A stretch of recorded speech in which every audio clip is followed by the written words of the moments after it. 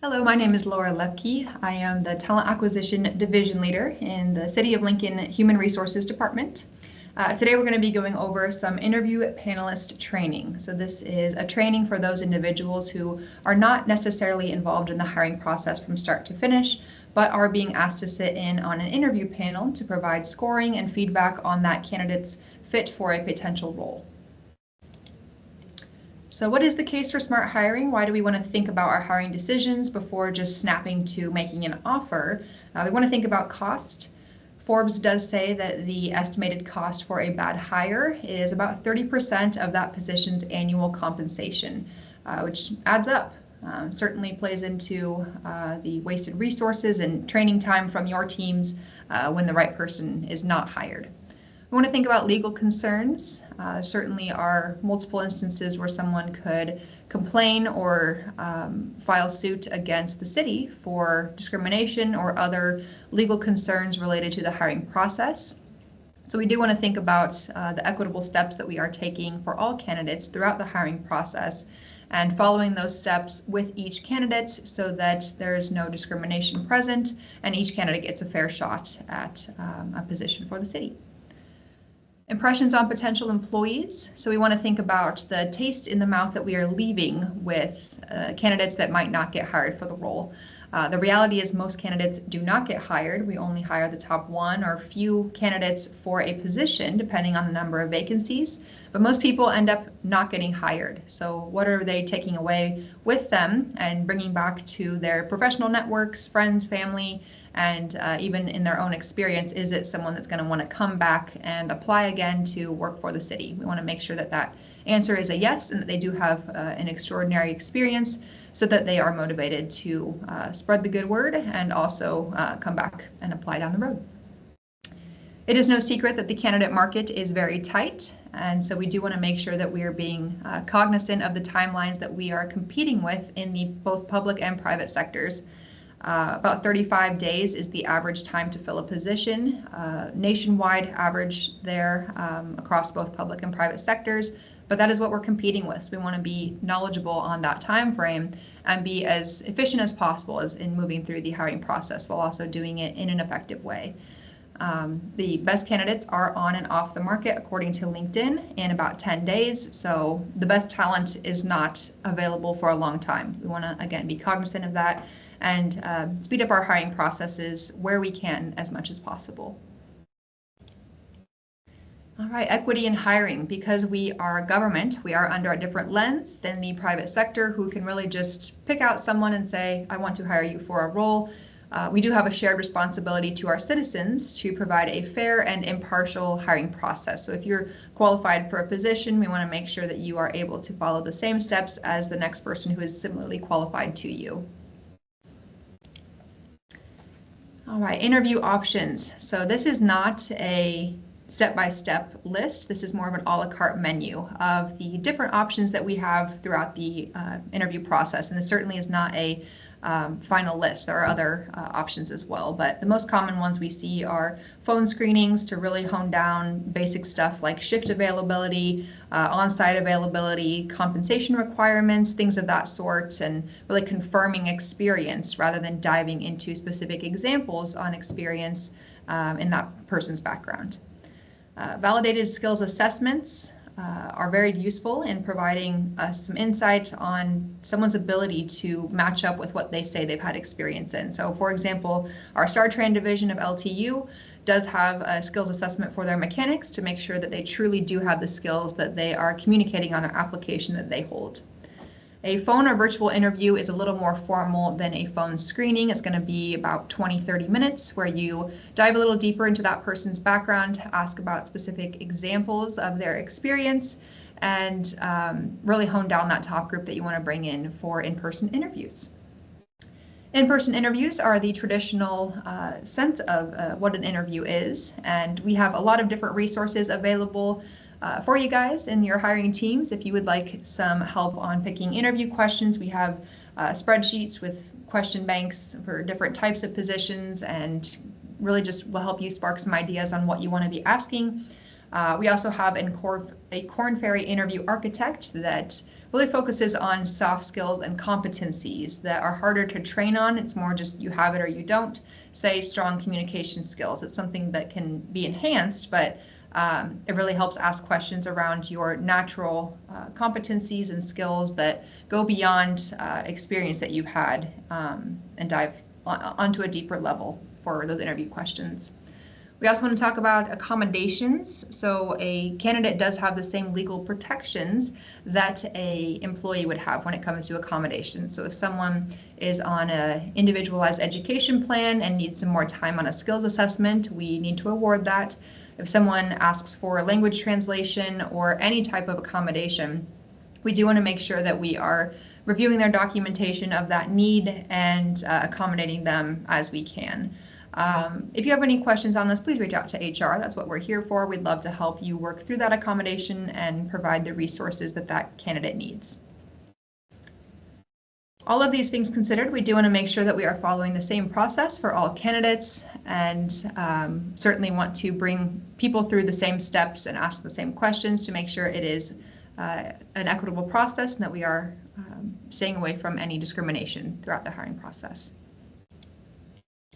All right, interview documentation. So whatever your process looks like, we just want to make sure that we're documenting each step of the way for each candidate.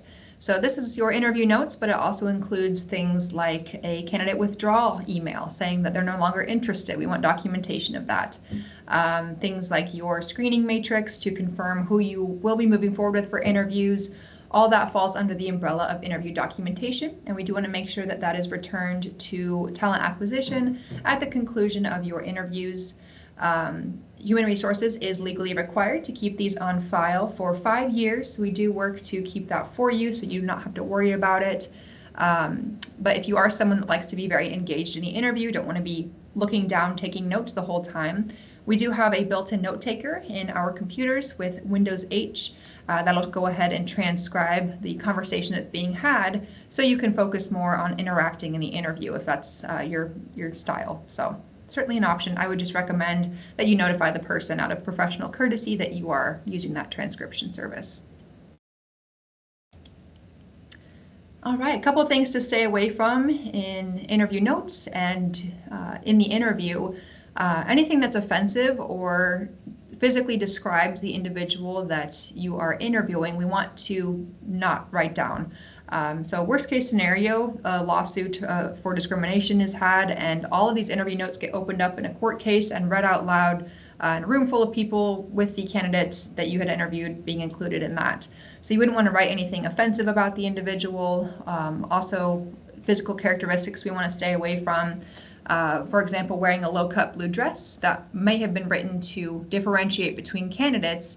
It also could be just that that person was dressed unprofessionally for their interview. So if that's the case, you can certainly write down dressed unprofessionally, but we don't want to, again, physically differentiate between candidates or write any of their physical characteristics down.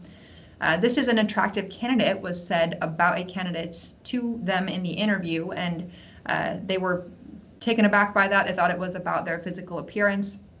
It was actually about their characteristics and qualifications for the role, being attractive and being an attractive fit for that role. But again, they took that the wrong way. They grieved that that conversation, and it was something we had to follow up on and investigate further. So just want to be really cognizant of what we are writing down on our notes and saying in our interviews.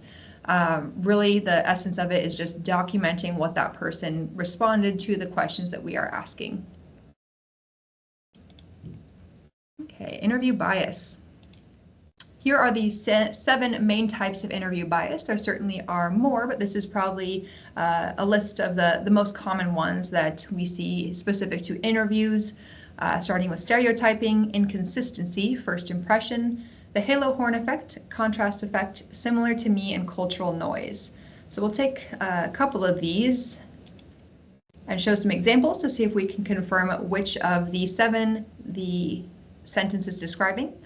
The interviewer identifies with the candidate on a personal level rather than evaluating the candidate on job-related criteria. This one is similar to me. So we don't just want to hire our friends or someone that seems like a good fit because they're just like us. we want to keep an open mind to hiring someone that might come from a different cultural background than us or have a different socioeconomic status. They certainly would not be interviewing if they were not qualified for the job. So we want to keep an open mind and not just hire someone because they're just like everyone else that's always been in that role or just like us. All right. When the interviewer takes the first thing they notice about the candidate and forms their opinion regarding the applicant on a first impression. This one's pretty easy. First impression.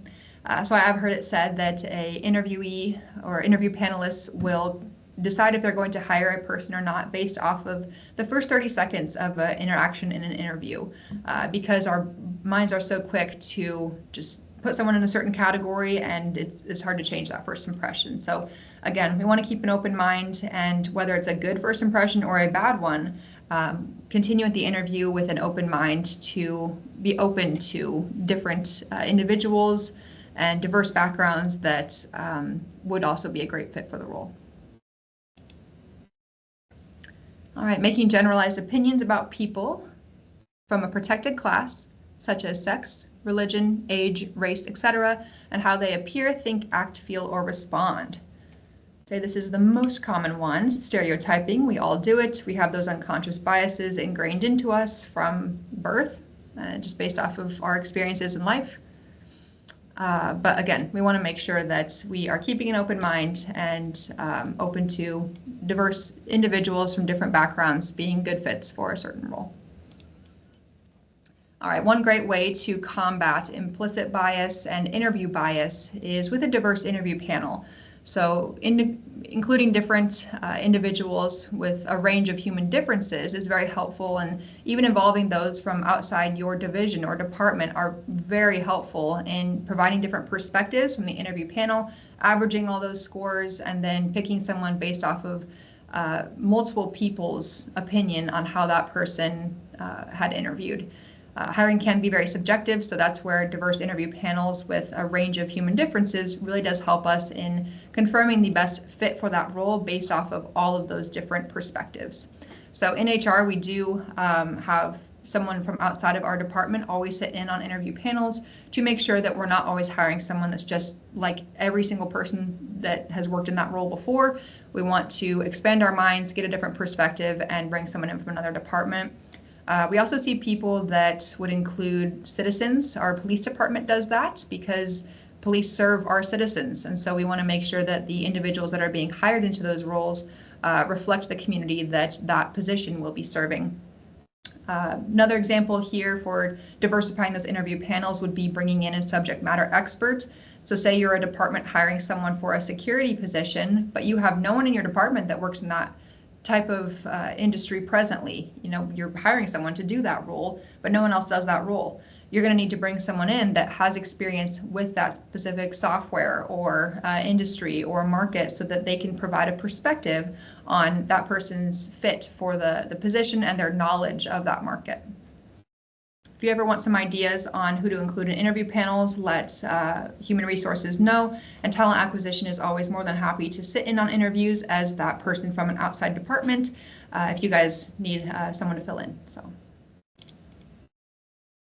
Okay, last thing we want to cover today is organizational diversity and just the benefits of being a diverse organization and what that provides for our full organization and the benefits of it. So a study from Forbes shows that diverse teams stimulate innovation in all areas of your business, from operations to marketing. There are multiple studies that prove that diversity amongst an organization does help us thrive in all those areas. And for example, in her Forbes article, Alana Redstone, founder of Diverse Perspectives Consulting and also a professor of sociology at the University of Illinois, is quoted saying, "Greater attention in DEI training to the diversity of perspectives in any workplace can improve both morale and promote team building.